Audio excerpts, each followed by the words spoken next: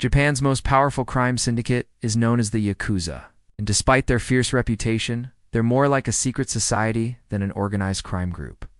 It's estimated that they have billions of dollars in assets, and with 12,000 active members. Today we'll be looking at how the Yakuza spends their billions, so stay tuned.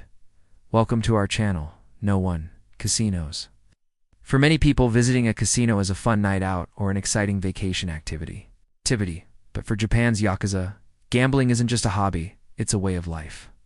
Because of the strict laws against gambling in Japan, the Yakuza built their own underground casinos to keep their money flowing. These illegal establishments are highly secretive and only open to Yakuza members. Despite being illegal, these casinos are popular among Yakuza members, who use them to launder their money and fund other criminal activities. The stakes are high and the jackpots are even higher, making it an irresistible draw for many Yakuza looking to expand their wealth. However, if you're not a Yakuza member, you won't be able to get your hands on the winnings anytime soon. To play in these exclusive games, you need to be a member of the Yakuza. So unless you're willing to join the syndicate, it's best to steer clear of these high-stakes tables. Gambling can be addictive and dangerous, especially when large sums of money are involved. That's why it's important to gamble responsibly and seek help if you or someone you know has a gambling problem. So before you take your luck at the casino, make sure you know your limits and don't spend more than you can afford to lose. Number 2. Hostess Bars. The Yakuza's love affair with Hostess Bars is no secret. They frequent these establishments so often that there are entire bars dedicated to serving their needs. Hostess Bars are a big business for the Yakuza, as they serve as a place for members to unwind and let loose after a long day of running their criminal empire.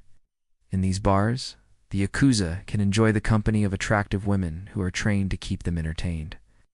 The women are not just for the taking, however, as the Yakuza must pay handsomely to spend time with them.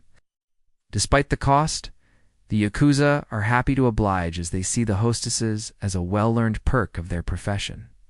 For the Yakuza, visiting a hostess bar is not just about having a good time. It's also a way to maintain their public image and recruit new members. By frequenting these establishments, the Yakuza show off their wealth and power, which helps to attract potential recruits. Additionally, the bars themselves can be lucrative businesses for the Yakuza, providing another source of income for the syndicate. As a result, the relationship between the Yakuza and hostess bars is mutually beneficial. The Yakuza get a chance to relax and socialize, while also projecting an image of power and wealth. And the bars get access to a steady stream of customers who are willing to spend big money. 3. Karaoke rooms. The Yakuza are known to spend a lot of money on karaoke rooms, where they go to belt out their favorite tunes and drink late into the night. Karaoke is a popular pastime in Japan, but the Yakuza take it to the next level by renting out private rooms for hours on end. These rooms are equipped with state-of-the-art sound systems and a wide selection of songs from Japanese classics to Western hits. The Yakuza members sing their hearts out, often belting out tunes until the early hours of the morning. But it's not just about the music. Karaoke rooms are also a great way for the Yakuza to bond with each other outside of their criminal activities. The relaxed atmosphere allows them to unwind and socialize, strengthening the ties that bind them together. Overall, karaoke is a significant part of Yakuza culture, allowing members to let loose and enjoy themselves in a private and comfortable setting. 4. Gold and precious stones. The Yakuza have a particular fondness for gold and precious stones, which they use not only to adorn themselves, but also as a symbol of their wealth and power. Gold in particular holds a special significance for the Yakuza, as it's often associated with their traditional attire, such as their iconic black suits and gold belts. This use of gold dates back to the early days of the Yakuza, when gold belts were used to identify members of the syndicate.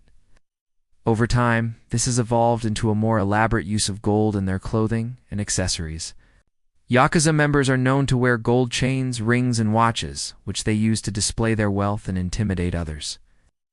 They also have a tradition of giving gold-plated weapons to their bosses as a sign of respect and loyalty.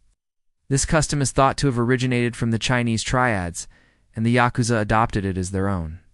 The use of precious stones by the Yakuza is another way for them to show off their wealth and power. They are particularly fond of diamonds and rubies, which they use to decorate their clothing and accessories. The Yakuza also have a tradition of giving expensive jewelry to their female partners as a sign of their affection. This practice is not only a way to show off their wealth, but also a way to maintain their reputation as powerful and successful criminals. 5. Designer clothing and accessories. The Yakuza have a reputation for wearing distinctive clothing and accessories that set them apart from the general public. One of their most recognizable features is their traditional black suit and gold belt, which has become a symbol of their power and influence. The black suit is often tailored to fit perfectly and is worn with a white shirt and a gold or silver tie.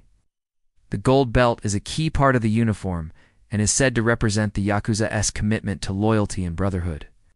In addition to their suits, the Yakuza also favor designer clothing and accessories from high-end brands, such as Gucci, Prada, and Louis Vuitton. They often wear these items to show off their wealth and power and to intimidate others.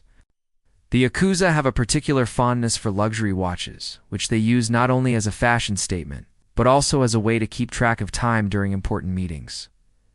Some of their favorite brands include Rolex, Omega, and Cartier. They also like to accessorize with sunglasses, wallets, and other items from these same brands.